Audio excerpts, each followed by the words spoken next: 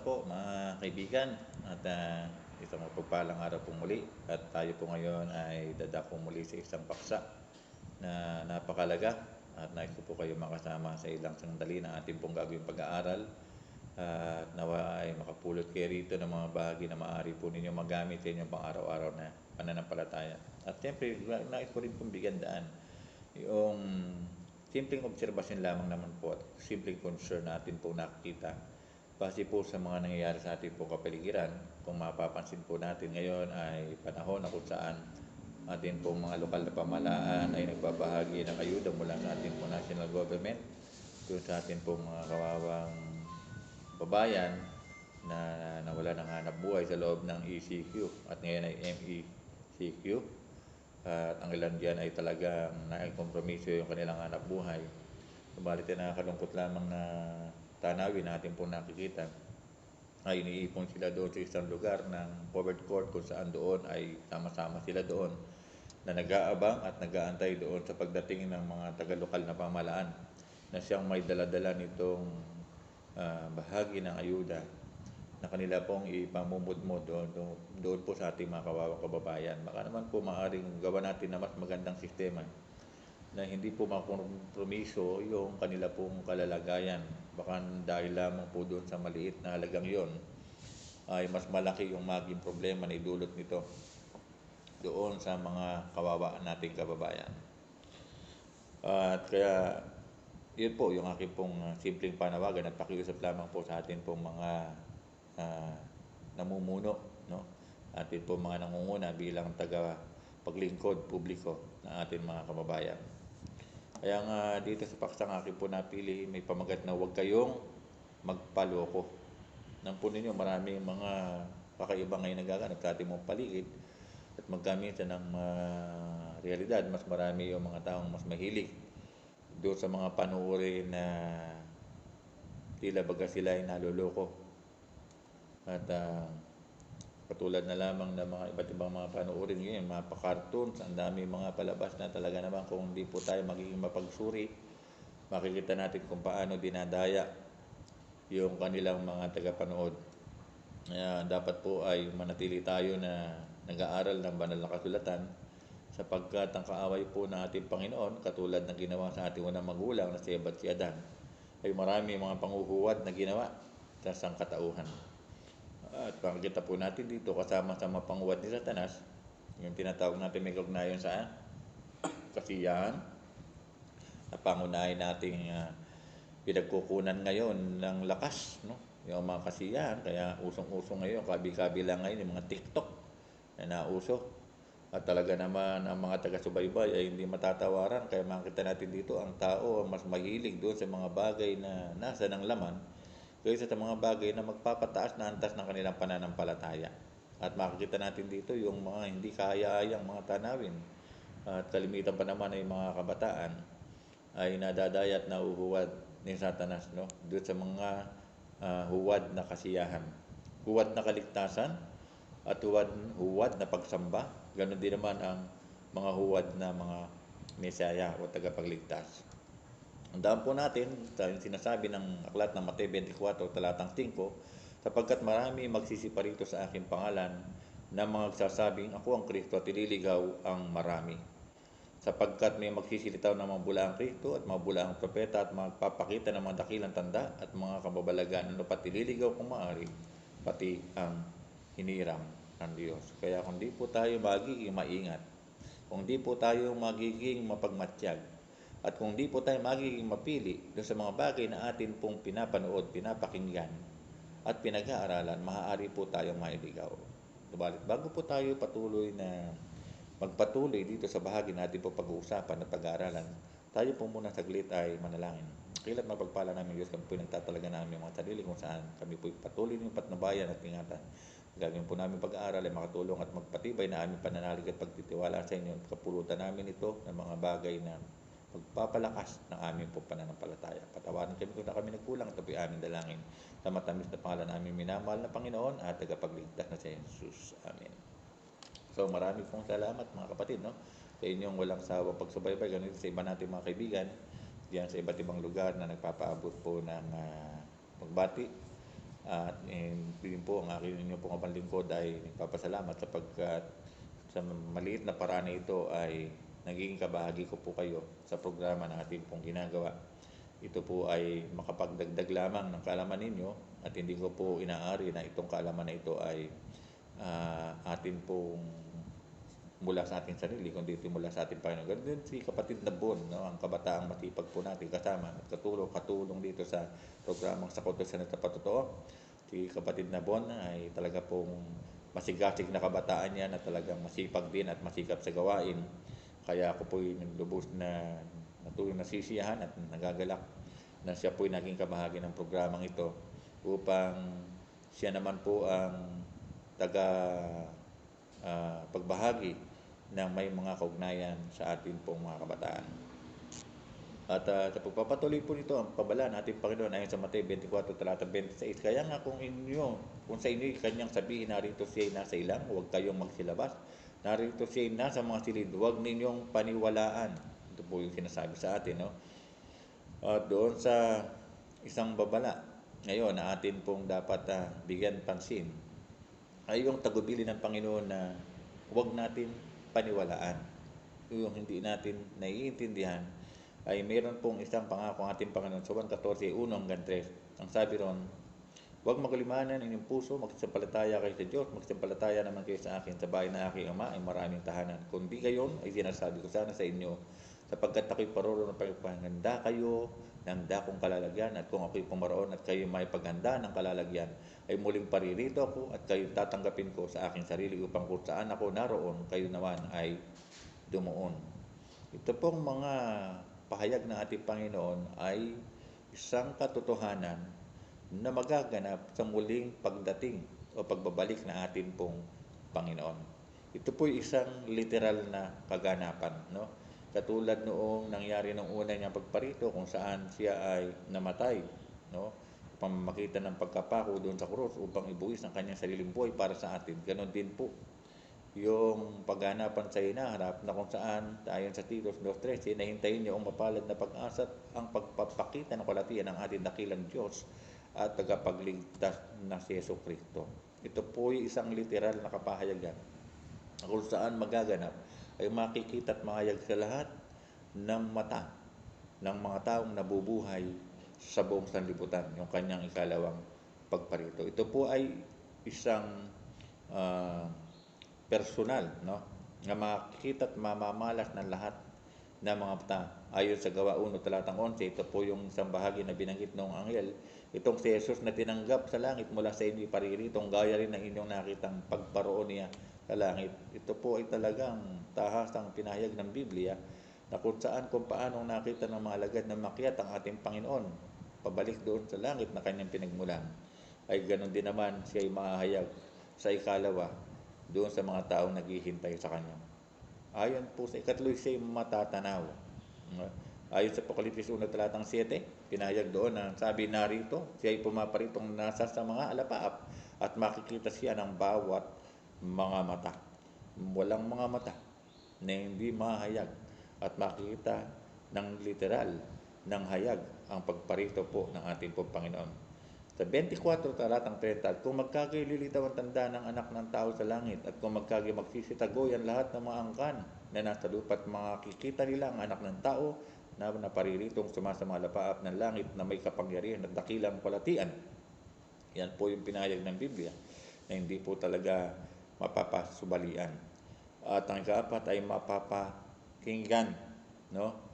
Yan po yung mga palatandaan ng tunay na Kristo muling babalik at magpapakita at magpapahayag ng kanyang kalatian sa kanyang ikalawang pagparito. Ayon po sa Apokalipsis Kapitulo 16, talatang 18, at nagkaroon ng mga kidlat at mga tinig at mga kulog at nagkaroon ng malakas na lindol na di nangyari kailanman mula ng magkatao sa lupa, at tumakas ang mga bawat pulo at ang mga bundok ay hindi nangasumpungan.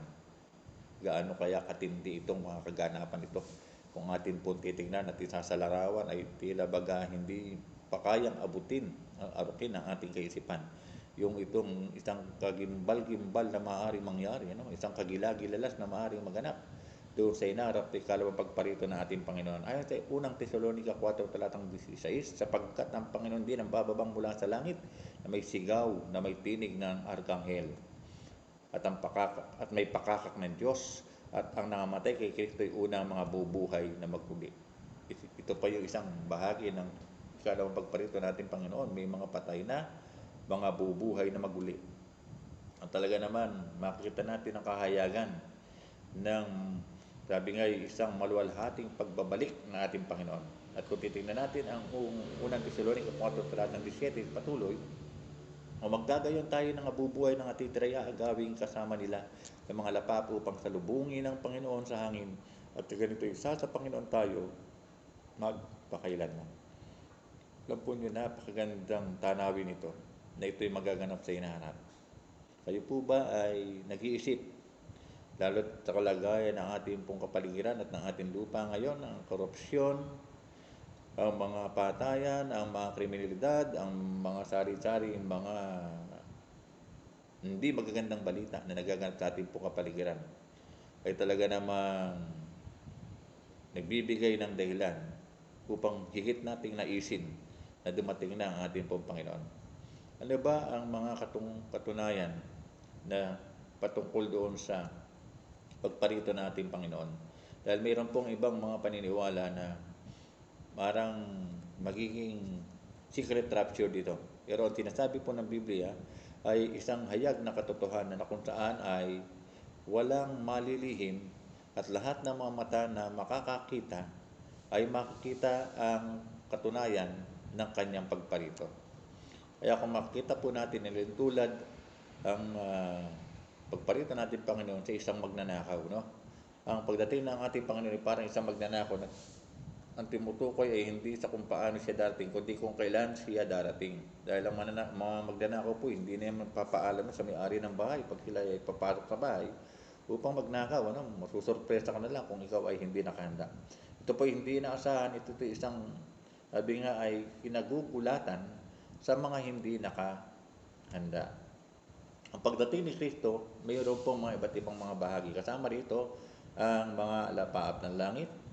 Makikita siya ng bawat mata. Ito po yung mga puntos na dapat natin tandaan. Makikita siyang darating ng lahat ng mga lipi sa lupa. Maririnig ng bawat tainga.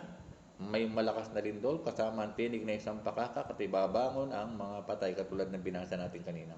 Doon sa unang Korinto 15:52 at 53, sa isang sandali, napakadali nito, no? Napakalapit. Sa isang kisap mata, sa huling pagtunog ng pakakak, sa pagkatutunog ng pakakak, at ang mga patay ay mga bubuhay na maguli na walang kasiraan, at tayo babaguhin sapagkat kinakailangan itong may kasiraan ay magbihis na walang kasiraan, at itong may kamatayan ay magbihis ng walang kamatayan. Kaya yung mga kalungkutan, yung mga kamatayan na naghahari dahil na rin po sa pagpasok ng kasalanan sa ating pong kapaligiran sa libutan ito na makasalanan, ay lubusan na magwawakas, mga kapatid. At kung titignan po natin doon sa Apokalipsis Kapitulo 6, talatang 17, sapagkat dumating na ang dakilang araw ng kanilang kagalitan at sino ang makakatayo? Yun po yung katanungan.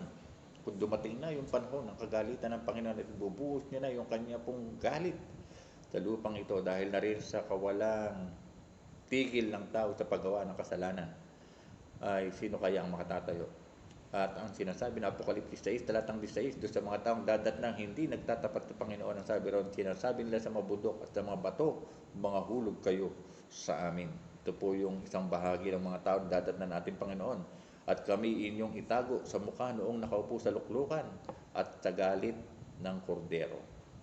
Habang may panahon pa po mga kaibigan, mamili po tayo na tanggapin natin ang ating pong Panginoon, sapagkat dito sa lupang ating ginagalawan ay talagang mahirap makahanap ng tunay na pag-asa. Pero ang pag-asa na ibinibigay at pinagkakalob ng Panginoon ay pag-asang hindi matatawaran at hindi maipapantay sa anumang meron tayong tinatanggap ngayon. Sa anumang meron tayong tinatangkilik ngayon, lahat ng bagay na yan ay mawawala. Pero ang pag-asang ito ay pag-asang magiging bahagi na ng ating pong buhay na walang hanggan. Ay kalawang Tesalonica 1:7 talatang 8, sabi ron, kayong mga pinigati ay bigyang kasama namin ng kapahingahan ng pagpapakahayag ng Panginoon Hesus mula sa langit na kasama ang mga anghel ng kaniyang kapangyarihan. na nasa nagniningas na apoy na maghihiganti sa hindi nagsisikilala sa Diyos at sa kanila na hindi nagsisitalima sa Ebanghelyo ng ating pong Panginoon. Kaya kung pipiliin po natin, piliin na po natin ang pagtalima. Gawin na po natin yung mga bagay na alam natin masikip na makapagbibigay lugod sa ating pong Panginoon. Especially doon sa ating pong mga lingkod bayan. Kung ating po paglilingkuran yung ating mga kababayan, lubusin na po natin ng isang paglilingkod na walang halong pagkukunwari, ng isang paglilingkod na talagang ibibigay natin yung ating pong puso para naman sa ganun ay madama ng ating mga kababayan yung pagpapahalaga din naman natin sa kanila. Kagaya ng ating Panginoon, may binigay yung kanyang sariling buhay para magkaroon tayo ng ganitong pag-asa ngayon upang makasama natin siya sa hinaharap pagdating ng kanyang ikalawang pagparito. Ang ikalawang Tesalonica 2, talatang 8, papatay ng Panginoong Hesus ng hininga ng kanyang bibig at sa pamamagitan ng kanyang paghahayag ng kanyang pagparito ay lilipulin. Ito po yung kalalagayan ng mga taong hindi tatanggap sa ating Panginoon. Hindi po tayo nananakot dito, pero ito po ay pinapayag ng banal na kasulatan doon sa mga taong dadatnan na talagang hindi tumanggap at lubos na tumalikod sa isang magandang panawagan sa pamamagitan ng biyaya at ebanghelyo ng ating Panginoon. Marami sa atin marahil ay nag-isip, ano naman yung dadatnang mga nagtsatsagang naghihintay sa ating Panginoon. Sabi ng Isaiah 25 talatang 9, narito ito'y ating Diyos, hinihintay natin siya at ililigtas niya tayo. Ito yung ipapahayag naman, itong kabilang banda ng mga taong nagtapat, na dadatnang banal na nagpapatuloy ng kanilang katapatan at paglilingkod pagsunod sa ating pumahal na Panginoon. Ito ang Panginoon ating hinihintay siya, tayo matutuwa at magagalak sa kanyang pagliligtas. Ayon po dun sa Isaiah 25 talatang 9. Kaya nga itong mga kapigatian, itong mga kamatayan, itong mga kalungkutan, itong nararanasan natin, itong mga kawalang katiyakan ng ating kaligtasan, ay makakamtan lamang natin ito kung ating pong tatanggapin ang paanyaya at panawagan ng ating Panginoon na siya po'y ating papasukin sa ating mga buhay at hayaan natin siya ang siyang maghari upang ang ating mga pangalan naman ay maitalat, maidagdag sa talaan ng mga pangalan sa aklat ng buhay. At kung dumating ang namang oras ng ating Panginoon, yung mga kamatayang nararanasan natin dito, yung mga kapigatiang nararanasan natin dito, yung mga pag-iwalay, yung mga kalungkutan, mga kabiguan, lahat ng yan ay mawawala na at papaparam na kapag paritan ng ating Panginoon. Sabi ng Mateo 24 talatang 30, kung magkakaililita mo tandaan ang anak ng tao sa langit na naparilitong sumasama alapahap ng langit na may kapangyarihan at dakilang kalaltian. Sa 27 ng 24 o 24-27 ng Mateo, sapagkat gaya ng kidlat na kumikidlat sa silanganan at nakita hanggang sa kanluran, gayon din naman ang pagparito ng anak ng tao. Ito po ay talagang diniin, binigyan din ng Biblia na talagang makikita ng lahat ng at mamamalas ng lahat ng mata. Tumanggap man at hindi tumanggap sa ating Panginoon ay mahayag itong kanya ikalawang pagparito. Ika-anim, masok dulang wakas. Wala nang kasunod. No? Ito'y masok dulang wakas. Sabi ng Apokalipsis 19, talatang 11, at nakita kong bukas ng langit at narito ang isang kabayong maputi at yung nakasakay dito ay tinatawag na tapat at totoo at ang mga hukbong nasa langit ay sumusunod sa kanya ng mga nakasakay sa mga kabayong puti at sa kanyang bibig ay lumalabas ang isang tabak na matalas upang sa pamamagitan nito sugatan niya mga bansa. At ang panghuli ay mapagpasyang may katatagan. Ayon sa Judas 1:14 at 15, rito dumating ang Panginoon nakasama ng kanyang mga laksa-laksang banal upang isagawa ang paghuhukom sa lahat at upang sumbatan ang lahat ng masasama sa lahat ng kanilang magawang masasama sa kanilang ginawa na may kasamaan. At isang payag po sa Mateo 13 talatang 49. Makikita natin doon, nilalabas ang mga anghel at iwalay ang masama sa matuwid. Kahit na magkasama tayo na ating pamilya, na ating sambayan, kung tayo halimbawa ay kabilang doon sa masama at yung ating kasama ay kabilang doon sa matuwid, ay yung anghel mismo hihiwalay sa atin yung ating pong mahal sa buhay nito. Sapagkat sila'y sasama sa ating Panginoon, tayo naman ay lalayo upang magtago, upang di natin mamalas yung kalalagayan ng kuratian ng pagparito ng ating Panginoon. Saan tayo lulugar, mga kaibigan? No? Ano yung ating pipiliin? Di ba mas masarap piliin na tayo makabilang doon sa pagliligtas natin, Panginoon? Maraming mga kaganapan sa buhay natin, maraming mga kabiguan tayo naranasan, maraming mga kalungkutan na dumadating sa bawat isa sa atin. Mas pipiliin pa rin ba natin na maging malungkot pagdating natin, Panginoon. Nawa itong mga bahagi ito, ngayon pa lamang ay magmuni-muni tayo, pag-isipan po natin na maging mahalagang tanggapin natin at papasukin natin sa ating buhay ang paanyaya ng Panginoon habang hindi pa po huli. Sapagkat darating ang panahon, gusto naman natin na maging ligtas. Kung tinanggal na sa atin ang karapatan para maging ligtas, saan kaya tayo pupulutin? Saan kaya tayo mapapabilang? Gusto ba natin mapabilang doon sa isang bahagi ng grupo na kung saan sila'y masayang sasalubong sa ating Panginoon? O gusto natin mapabilang doon sa grupong sila'y nagtatago sa takot na makita kalwatian ng ating pong Panginoon? Sana sa ating pong pag-iisip, sa ating pong pag-aaral, ay tingnan natin itong mga panawagan ito at isipin natin kung gaano tayo kahalaga sa Diyos, sapagkat walang nais ang Panginoon na mapahamak. Hindi nalulugod ng Panginoon sa kamatayan ng sino man. Ayon doon sa Ezekiel 18 talatang 32, ang nais ng Diyos, lahat ng tao ay maligtas. Ang nais ng Diyos, lahat ng tao ay nasa ilalim ng kanyang biyaya ng pagliligtas. Ayon doon sa Titos 2:11 hanggang 13, na sana ay makabilang tayo sa lahat ng taong tumanggap ng kanyang biyaya, lahat ng taong naghihintay sa kanyang ikalawang pagparito. At sa ating pong pagtatapos, ayan po ninyong samahan niyo po ako sa pamamagitan ng isang pangwakas natin panalangin. Dakila't mapagpala namin Diyos, patuloy kami nagpapasalamat sa isang pagkakataong ito na muli namin na pag-aralan at napakinggan ang may kaugnayan sa inyong ikalawang pagparito. Bagamat ito napakiling panahon, ay tulungan po ninyo ang aming po mga taga-subaybay na makapag-isip at makapagpasya na kung saan na kanilang tanggapin at sampalatayan itong mga baging ito na inyo pong naging bahagi sa pamagitan po ng inyong abang lingkod. Tulungan nawa kami maging manampalataya at tanggapin itong mga panyayang ito na mapabilang sa bayang banal na naghihintay sa inyong ikalawang pagparito. Maraming salamat po sa pagpapatawad at paglinis ng lahat ng aming mga kasalanan sa matamis na pangalan ng aming minamahal na Panginoon at tagapagligtas na si Jesus. Amen.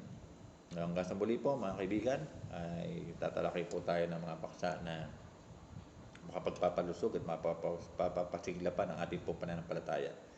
At dalangin po ng inyong abang lingkod na patuloy kayong ingatan natin, Panginoon, at ingatan po din natin ang ating mga sarili na maiiwas at mailayo sa anumang uri ng mga anumang bagay na maaaring makasakit sa atin, upang sa ganon ay kung dumating man anumang oras sa ating Panginoon, makita tayo may kasiglahan sa ating paglilingkod.